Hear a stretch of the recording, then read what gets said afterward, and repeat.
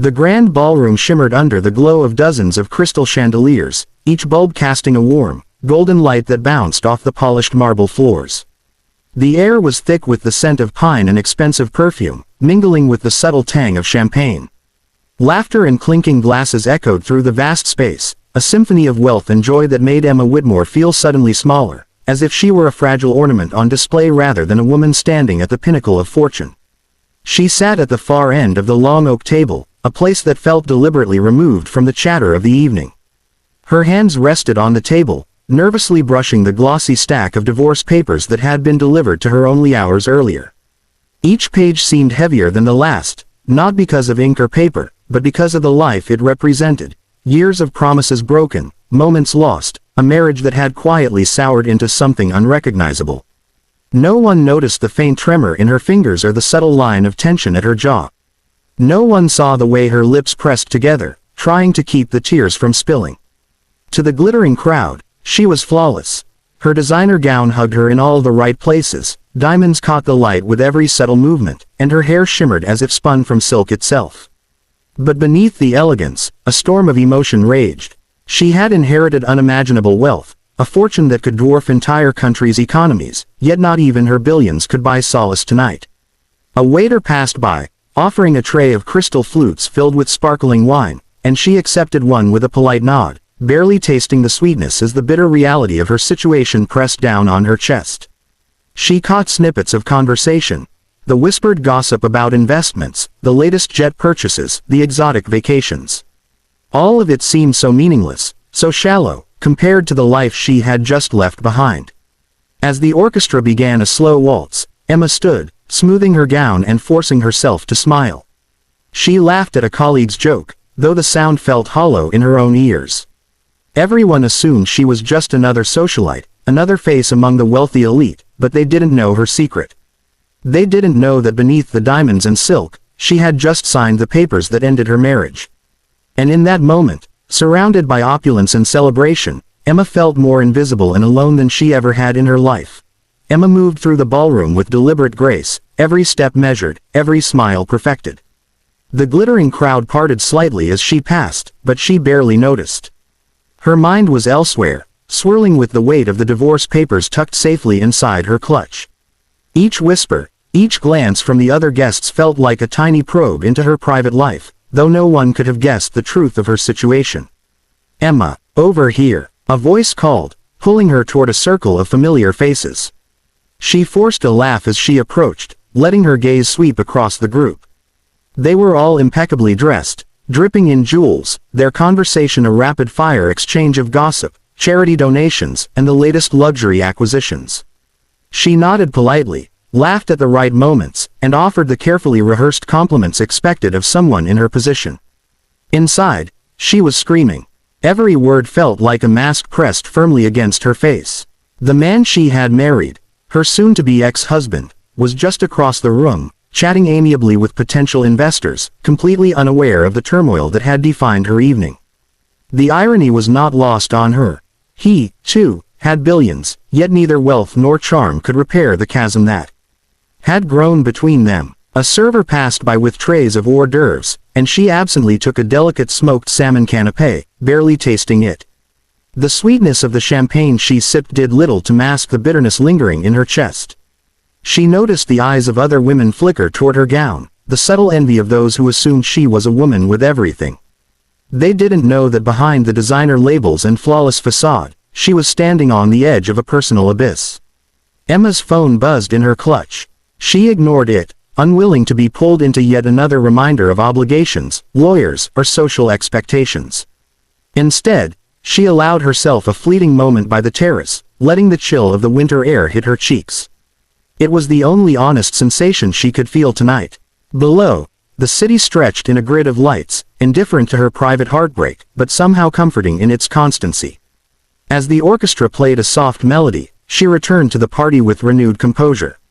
She chatted, she laughed, she appeared perfectly fine, but inside, she was anything but. Free, yes, but carrying the invisible weight of a life she had outgrown. And for once, she allowed herself a private, quiet satisfaction.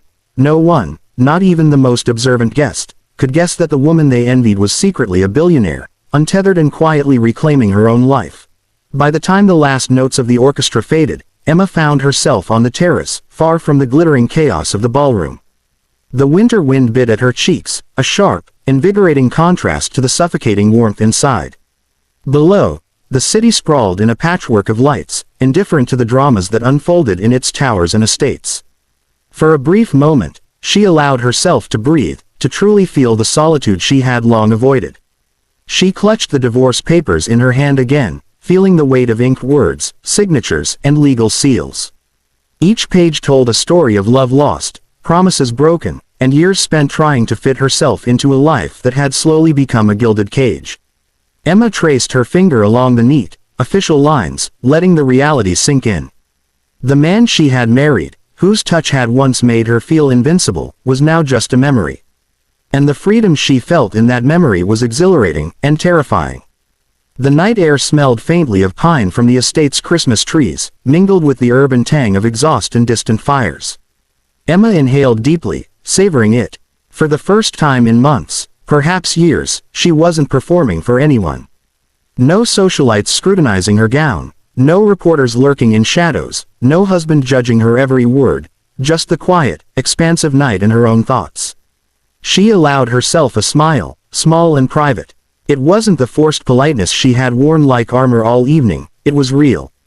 She had wealth most people could only dream of, but tonight, it didn't matter. What mattered was the reclamation of her own life, the shedding of expectations that had never fit. She realized she had been invisible in plain sight, not because others didn't notice her, but because she had let herself be defined by them. That ended tonight. Emma folded the divorce papers carefully and placed them into her clutch. Her fingers lingered on the smooth leather as if to seal the night itself into memory. Below, the city continued its endless hum, uncaring and eternal. Up here, in the cold clarity of the terrace, Emma felt a spark of something she hadn't felt in a long time, possibility. She knew the world would never see her as she truly was, a billionaire who had endured heartache, a woman who had navigated love, betrayal, and society's gaze with quiet resilience.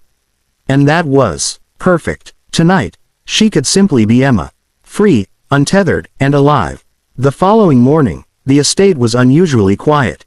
Sunlight streamed through the tall windows, catching motes of dust that danced lazily in the golden light.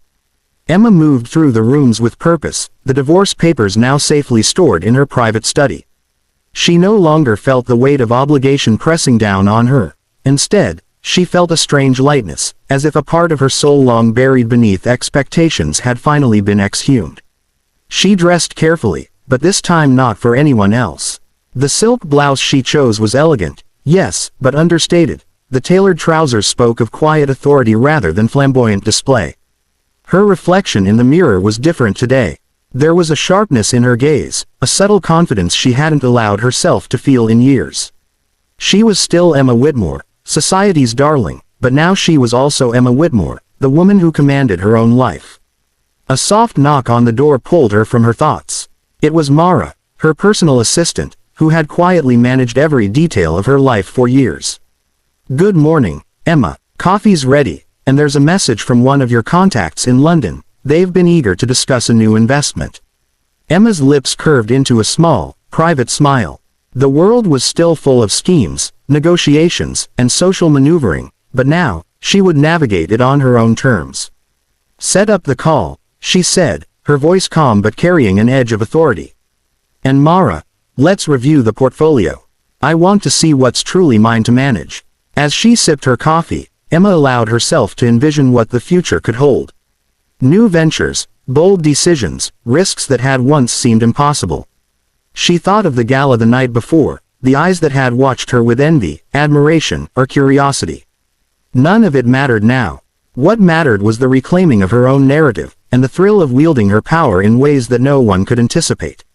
By midday, Emma was back on the terrace, this time not to reflect on loss, but to consider strategy. The city below sparkled like a web of opportunity, and for the first time, she felt she could step into it fully, confident, untethered, unstoppable. She wasn't just surviving the aftermath of a broken marriage, she was plotting her own renaissance. No one knew the extent of her wealth. No one knew the freedom she now possessed. And that secrecy, once a burden, had become her greatest advantage. Emma Whitmore smiled softly to herself, the city lights twinkling below even in daylight. Today marked not the end of her story, but the exhilarating beginning of a life entirely her own.